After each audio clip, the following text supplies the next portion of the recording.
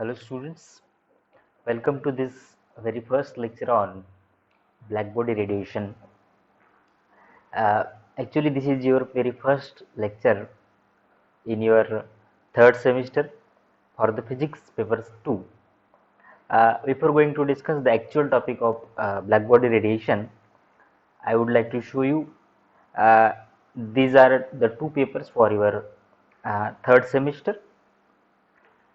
Uh, this time also there will be two papers, that is physics paper 1 and physics paper 2. That is, in physics paper 1 thermal physics is there, and in second paper we have radiation and statistical physics. And also in addition with this we will have practicals. Okay, so Mr. Mishram sir will teach you the thermal physics, that is paper 1, and I will discuss with you, that is second paper, radiation and statistical physics. So in your second paper, this is the syllabus of your second paper, that is first unit is totally devoted to discuss the theory of radiation, and all three units are devoted to discuss the theory of statistical physics. We can apply some of the Newton's laws in some different systems. But when time comes to discuss large number of particles, large number of collection of particles, at that time we cannot apply these Newton's laws or any other physical laws to the individual particles. So in such times, this statistical physics will help you to study those systems of collection of particles. So we will discuss in future what are those laws or what are the theories of statistical physics that we will discuss. Uh, I will start your first unit from this lecture, as this is our first lecture. So in your very first lecture, I will discuss the topic, that is black body radiation. So in this lecture, I will mainly start to discuss from some of the basics that you will require to understand the black body radiation. Actually, heat can be transferred from one place to another place in three different modes. What are those modes? These three modes are conduction, convection and radiation. Conduction म्हणजे काय, तर conduction आपण generally सॉलिड्समध्ये बघतो, जे three phases आहेत states of मॅटरचे, solid, liquid आणि gas. तर conduction आपण जनरली सॉलिड्समध्ये बघतो. एखादा मेटल रॉड जो सॉलिड आहे, मेटल रॉडला आपण पकडलं आणि मेटल रॉडला आपण हीट केलं, गॅसनी, गॅस फ्लेमनी जर त्याला आपण हीट केलं एका टोकाला, तर काय होतं, आपण एक टोक हीट करत आहोत, पण ॲटोमॅटिकली त्याचा दुसरा टोक आपल्याला हीट झालेला दिसतो. तर काय होतं की त्या मेटलमध्ये असलेले जे ॲटम्स आहेत ते ॲटम्स थर्मल एनर्जी गेन करतात हीट केल्यामुळे, आणि ते दुसऱ्या टोकाला एनर्जी प्रोव्हाइड करतात due to the thermal vibration of those atoms. तर हे झालं कंडक्शन, हीट कंडक्ट झालेली आहे इथं एका टोकापासून दुसऱ्या टोकाला. Then second type is the convection. Convection heat transfer आपण जनरली दोन लिक्विड आणि गॅसेसमध्ये बघतो. लिक्विड आणि गॅसेसमध्ये बघतो आपण. याचं एक्झाम्पल जर द्यायचं झालं तर वॉटर, आपण एखाद्या बकेटमध्ये जर आपण त्याला हीट करत असू वॉटरला, तर जनरली काय होतं की बॉटमचा जो वॉटर असतो, ज्याला आपण हीट प्रोव्हाइड करतो आहोत बॉटमनी, तर बॉटमला असलेलं वॉटर आणि सरफेसवर असलेले जे वॉटर आहे, त्या दोघांमध्ये आपल्याला टेम्परेचर डिफरन्स दिसतो. कारण की बॉटमला आपण हीट जास्त प्रोव्हाइड करत असल्यामुळे बॉटममध्ये जी डेन्सिटी असते ती डिक्रीज होते, कारण टेम्परेचर इन्क्रीज होते. त्याच्यामुळे जनरली सरफेस वॉटर आणि मध्ये बॉटममध्ये असलेल्या वॉटरमध्ये एक टेम्परेचर डिफरन्स असतो. आणि इथं ॲक्च्युअल मोशन ऑफ ॲटम्स, म्हणजे वॉटर मॉलिक्युल्स ॲक्च्युअल मोशन करतात फ्रॉम बॉटम टू सरफेस, आणि त्याच्यामुळे आपल्याला मग ते वॉटर हीट झालेलं दिसतं. तर हे झालं कन्व्हेक्शन. पहिलं कंडक्शन, ज्याला आपल्याला सॉलिडमध्ये दिसतं. कन्व्हेक्शन लिक्विड आणि गॅसमध्ये दिसतं. म्हणजे याचा अर्थ कंडक्शन आणि कन्व्हेक्शन या दोघांना सुद्धा हीट ट्रान्सफर करण्यासाठी एका मीडियमची गरज असते. कंडक्शनमध्ये सॉलिड मीडियमची गरज असते, कन्व्हेक्शनमध्ये लिक्विड मीडियमची गरज असते, किंवा gaseous medium. But let us discuss this third one is very different one. Radiation आपण जनरली जो बघतो, आपण लाईट ऑन करतो, हा सुद्धा रेडिएशन आहे, जो आपल्याला लाईट दिसते आहे वेगवेगळ्या कलरचा, ब्लू, रेड, व्हाईट, किंवा अल्ट्राव्हायोलेट लाईट असेल किंवा इन्फ्रारेड लाईट असेल. हा जो लाईट म्हणजेच रेडिएशन जो आहे, हा रेडिएशन ट्रान्सफर होण्यासाठी एका ठिकाणाहून दुसऱ्या ठिकाणी ट्रान्सफर होण्यासाठी आपल्याला मीडियमची गरज नसते रेडिएशन ट्रान्सफर करण्यासाठी. हा रेडिएशन व्हॅक्यूममध्ये पण मूव्ह होऊ शकतो. आपण लास्ट इयरला जेव्हा इलेक्ट्रोमॅग्नेटिक वेव्ज डिस्कस केले त्यावेळेस आपल्याला याचं डिस्कशन होतं की इलेक्ट्रोमॅग्नेटिक वेव्ज ज्या असतात त्या वेव्ज व्हॅक्यूममध्ये सुद्धा ट्रॅव्हल होतात. तर रेडिएशनसुद्धा व्हॅक्यूममध्ये ट्रॅव्हल होऊ शकते, विदाऊट मीडियम ट्रॅव्हल होऊ शकतो, एनर्जी ट्रान्सफर करू शकतो. ओके, सो आपण through out this your first unit आपल्याला रेडिएशनची थिअरी डिस्कस करायची आहे की काय प्रॉपर्टीज आहेत, कशा प्रकारे आपल्याला ब्लॅक बॉडीचे कॉन्सेप्ट आणावं लागलं रेडिएशनची ॲक्च्युअल प्रॉपर्टीज स्टडी करण्यासाठी, ते आपण डिस्कस करणार आहोत. ओके, आता हा जो रेडिएशन आहे हा रेडिएशन एखाद्या बॉडीवर इन्सिडेंट होत आहे, तर पॉसिबिलिटीज काय असतील, तर त्याच्यात 3 पॉसिबिलिटीज असतील. कन्सिडर करा की एखादा इन्सिडेंट रेडिएशन या बॉडीवर, ही जी बॉडी आहे या बॉडीवर इन्सिडेंट होत आहे. तर पॉसिबिलिटीज काय आहेत? एक तर तो रेडिएशन ॲब्सॉर्ब होऊ शकतो, ही बॉडी त्या रेडिएशनला ॲब्सॉर्ब करेल. एक सेकंड पॉसिबिलिटी आहे की तो रेडिएशन जो आहे, इन्सिडेंट रेडिएशन, हा through out the body transmit होऊ शकतो, राईट ना. किंवा एक थर्ड पॉसिबिलिटी आहे की हा रेडिएशन जो आहे हा रिफ्लेक्ट पण होऊ शकतो. बघा, तर रेडिएशनच्या त्या बॉडीसोबत होत असलेल्या इंटरॅक्शनच्या 3 पॉसिबिलिटीज आहेत. ॲब्सॉर्ब होऊ शकतो, ट्रान्समिट होऊ शकतो किंवा रिफ्लेक्ट होऊ शकतो. ओके, हा जो इलेक्ट्रोमॅग्नेटिक स्पेक्ट्रम मी तुम्हाला इथे दाखवलेला आहे, हा थोडा रिकॉल करण्यासाठी दाखवलेला आहे, कारण की आय होप तुम्हाला हा इलेक्ट्रोमॅग्नेटिक स्पेक्ट्रम तुम्ही आधीसुद्धा बघितलेला आहे. मी कधी लाईट म्हणतोय, कधी रेडिएशन म्हणतोय, ह्याच्यामधला डिफरन्स काय आहे इथे तुम्हाला समजेल. ॲक्च्युली लाईट आणि रेडिएशन ह्या दोन्ही गोष्टी सारख्या आहेत, एकच आहे. रेडिएशन म्हणजे हा टोटल स्पेक्ट्रम असतो. मग तिथं रेड असतील, अल्ट्राव्हायोलेट रेज असतील, एक्स रेज असतील, गॅमा रेज असतील, ह्या सर्व रेडिएशन आहे. हा जो पार्ट आहे या इलेक्ट्रोमॅग्नेटिक स्पेक्ट्रमचा, हा आहे व्हिजिबल स्पेक्ट्रम, जो आपण आपल्या डोळ्यांनी फक्त इतका स्पेक्ट्रम बघू शकतो. या टोटल रेडिएशनपैकी gamma rays, X rays, UV, व्हिजिबलपैकी फक्त आपण डोळ्यांनी बघू शकतो. जिथं हे एवढे कलर्स आहेत, ज्याला आपण विबग्योर म्हणतो, violet, Indigo, red, yellow, blue, हे या इतक्या पार्टमध्ये आहेत. बट इतक्या पार्टला आपण कधी कधी रेडिएशन न म्हणता लाईट म्हणतो. ओके ना, but this is also the radiation. So this is the electromagnetic spectrum. याचा आपल्याला पुढच्या स्लाइडमध्ये उपयोग होणार आहे, म्हणून मी तुम्हाला इथं इलेक्ट्रोमॅग्नेटिक स्पेक्ट्रम सांगितलेलं आहे. सो इथं तुम्हाला एकच लक्षात ठेवायचं आहे की इथं व्हिजिबल नंतर त्याच्यापेक्षा व्हिजिबलपेक्षा कमी वेव्हलेंथ असलेलं जे कुठला वेव्ह असेल तर तो आहे अल्ट्राव्हायोलेट. बरं, इकडे व्हिजिबलपेक्षा जास्त वेव्हलेंथ असलेला रेडिएशन कोणता असेल तर इन्फ्रारेड. बरं, व्हिजिबलपेक्षा इन्फ्रारेडची वेव्हलेंथ जर जास्त आहे, याची अर्थ एनर्जी इन्फ्रारेडची कमी आहे, कारण की जितकी फ्रिक्वेन्सी जास्त तितकी एनर्जी जास्त. त्याच्यामुळे लाईट म्हणजे व्हिजिबलची जी फ्रिक्वेन्सी आहे ती इन्फ्रारेडपेक्षा जास्त आहे, त्याच्यामुळे व्हिजिबलची एनर्जी ही जास्त आहे इन्फ्रारेडपेक्षा.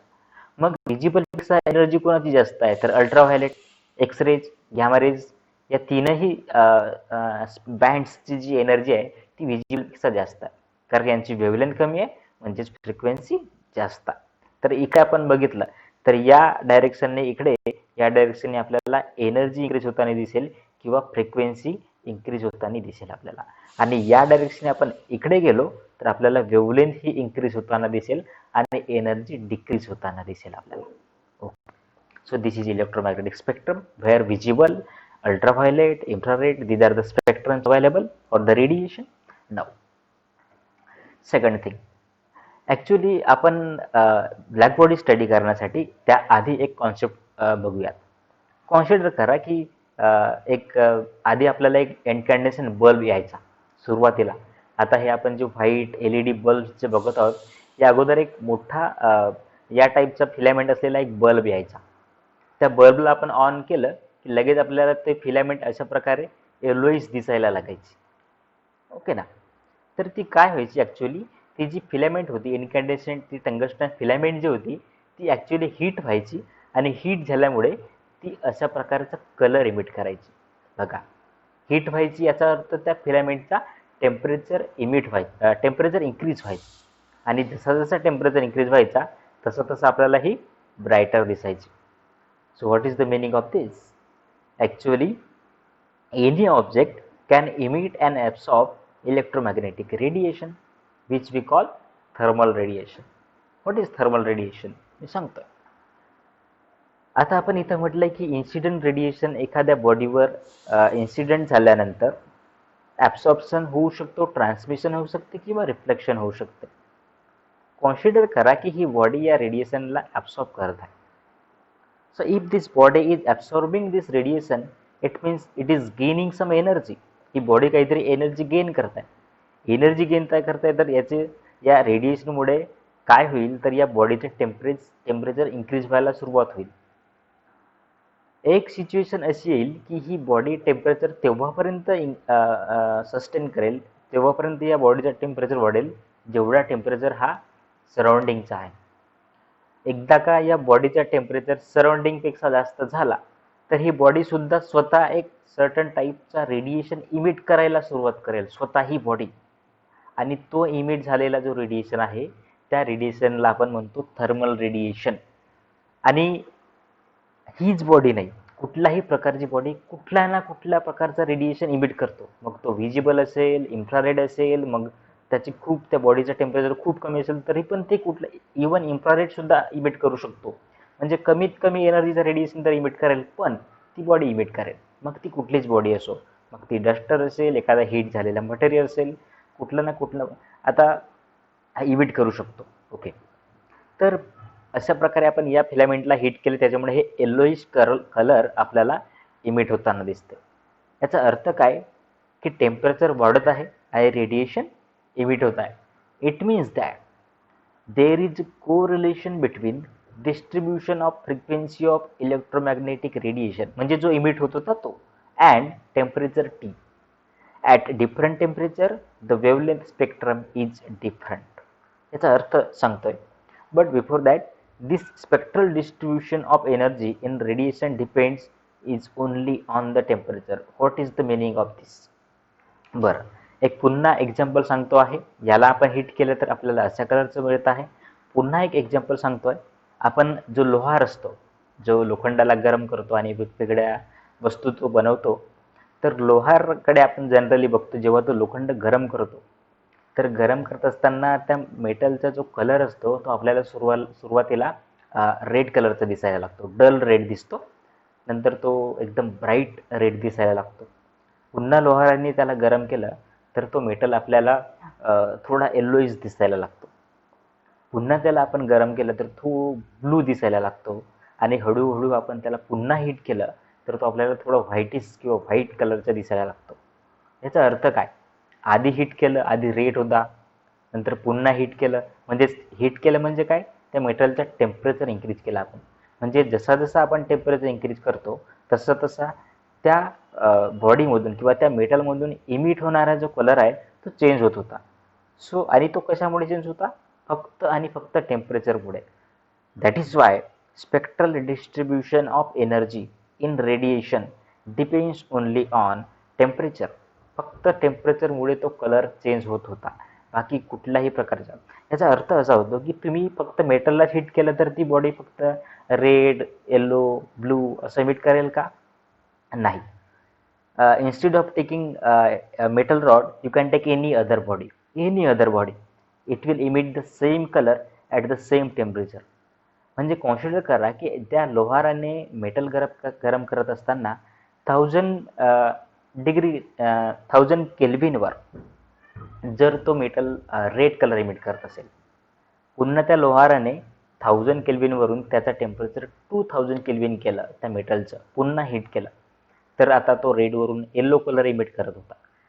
याचा अर्थ तुम्ही त्या मेटलच्या ठिकाणी दुसरी जरी बॉडी आणली किंवा दुसरा कुठला मेटल आणला तरी तो मेटल 1000 केल्विनवर फक्त रेडच कलर इमिट करेल. अशा प्रकारे याचा अर्थ एकच होतो या स्टेटमेंटचा at different T, the wavelength spectrum is different, but that radiation depends only on the temperature. Okay, but how to understand this concept? To discuss this concept, to understand this concept, the concept of black body is introduced. Now, what is the black body? So, इथं या एक्झाम्पलमध्ये तुम्हाला सांगितलेलं आहे की या incident radiation या बॉडीवर incident झाल्यानंतर absorption होऊ शकते. ॲब्सॉर्प्शन झाल्यानंतर या बॉडीचा टेम्परेचर इन्क्रीज होईल आणि या बॉडीचा टेम्परेचर इन्क्रीज झाल्यानंतर ती बॉडी इमिट करायला लागेल. मग अशी कुठली बॉडी आहे की जी टोटल रेडिएशन ॲब्सॉर्ब करेल किंवा टोटल रेडिएशन ॲब्सॉर्ब करणारच नाही, टोटली तो रिफ्लेक्ट करेल, अशा पॉसिबिलिटीज असू शकतात ना. सो तो कॉन्सेप्ट डिस्कस करण्यासाठी एक कॉन्सेप्ट तुम्हाला समजायचा आहे की what is black body radiation किंवा what is black body. Before going to understand what is black body radiation, you should understand what is black body. So black body means a body which absorbs all the radiation incident on it. It means now body will absorb all the radiation which incidents on it. The example of such a black body is found in the nature is the carbon black.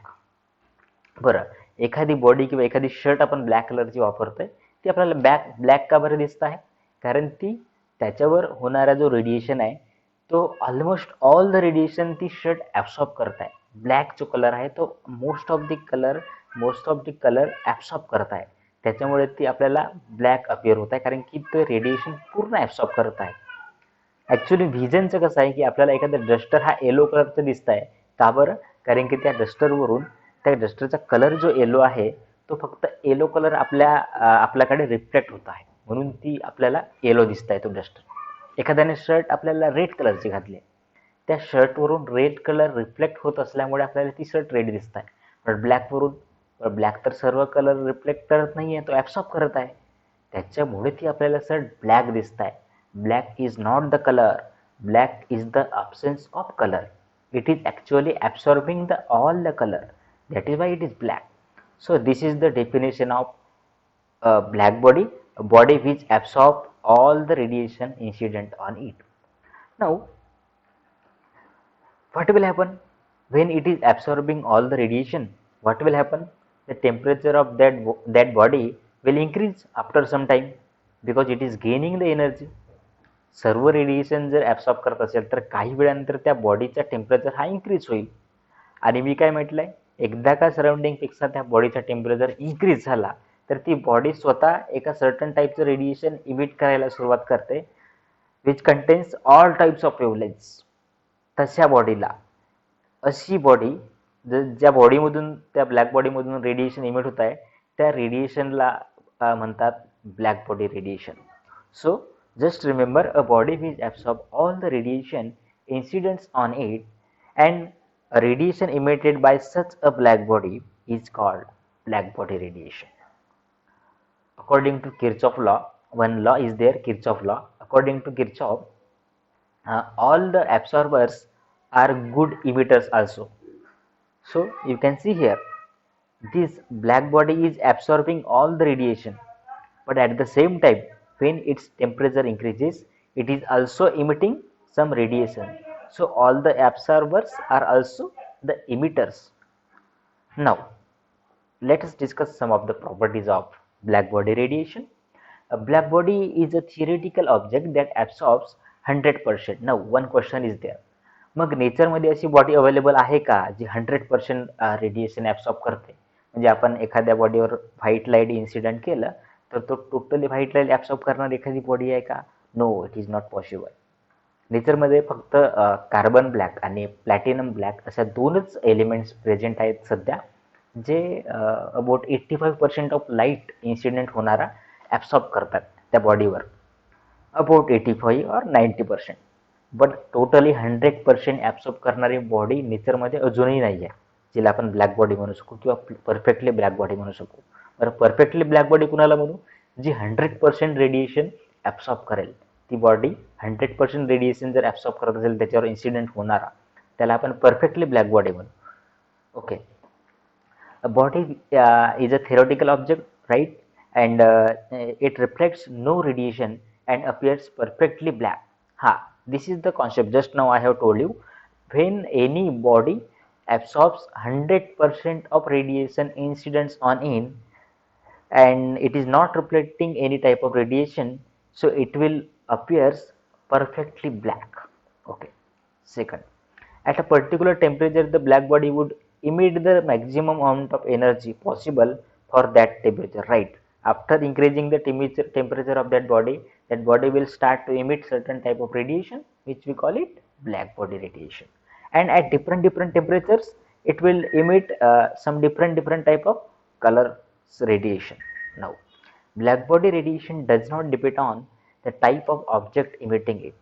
Entire spectrum of black body radiation depends on only one parameter, that is the temperature.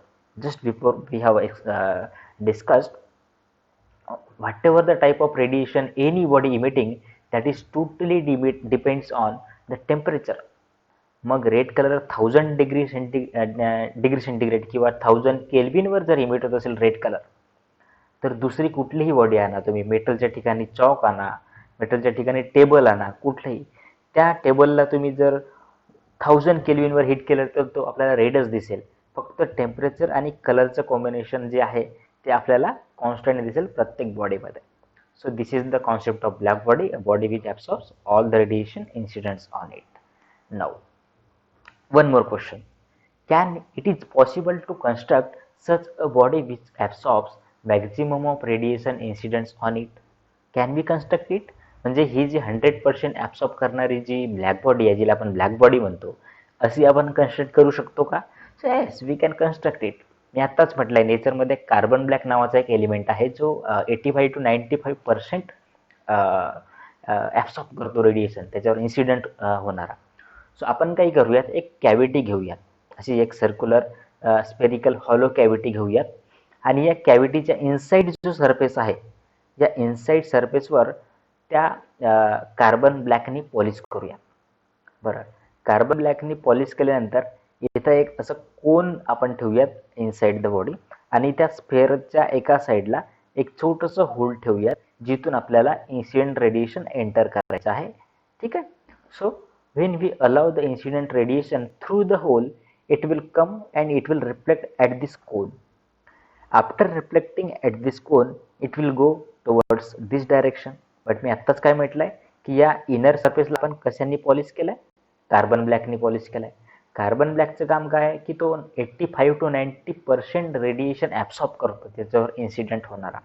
तर तो काय होईल, तो radiation इथून या पॉईंटला आला की तो रेडिएशन ॲब्सॉर्ब होईल, आणि जो काही 10% 5% जो रेडिएशन जो ॲब्सॉर्ब नाही करू शकला, तो रेडिएशन इकडे रिफ्लेक्ट होईल आणि टुवर्ड्स दिस पॉईंट येईल.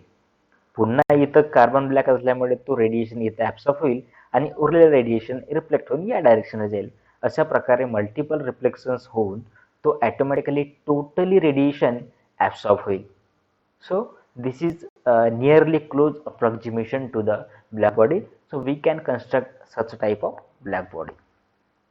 In the exam, almost in all the exams they will ask to write this idea.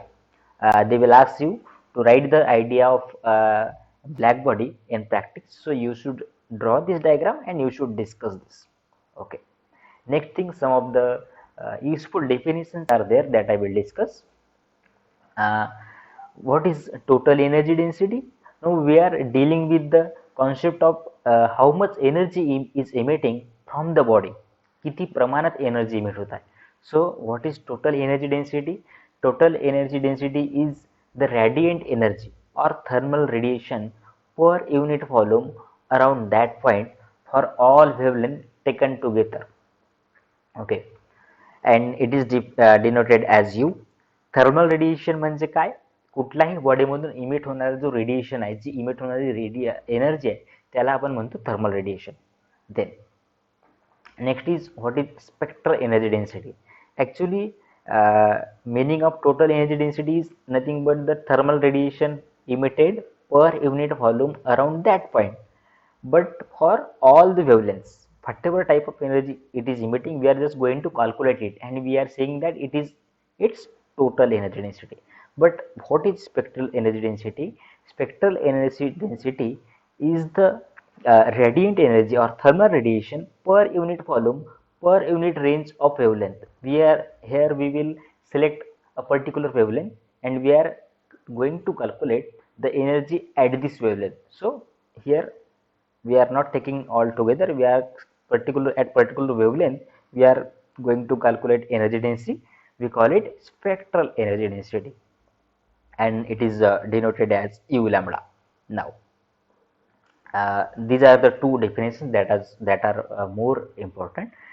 First one is emissive power, energy radiated per unit area per unit time. Okay, emission, energy radiate from the body per unit area per unit time of the body is nothing but emissive power. किती energy ती body emit करू शकते, that is इमिशिव्ह power. Black बॉडीचं concept आहे, आपण म्हटलं आहे की ब्लॅक बॉडी ही सर्व रेडिएशन इमिट करते, तर ती सर्व रेडिएशन ॲब्सॉर्ब करते, तर ती सर्व रेडिएशन इमिट पण करू शकते. So for the black body emissive power is maximum compared to other bodies. Now, what is absorptive power? Absorptive power is nothing but the ratio of amount of energy absorbed to the amount of energy incident. म्हणजे जितका radiation incident होत आहे त्याच्यापैकी किती radiation absorb झाला याचा ratio म्हणजेच त्या बॉडीचा absorptive power. So these are some of the definitions. Now what we will do, आधीच्या डिस्कशनमध्ये जे तुम्हाला सांगितलेलं आहे की लोहाराकडे आपण मेटल गरम करतोय, मग 1000 केल्विनवरती जो रेडिएशन आहे त्या रेडिएशनवरती तो आपल्याला थोडा डल रेड दिसत होता. पुन्हा टेम्परेचर इंक्रीज केलं तर डल रेडवरून तो पुन्हा ब्राईट रेड झाला. पुन्हा त्याचं टेम्परेचर आपण इंक्रीज केलं तर आपल्याला येलोइश दिसत होता.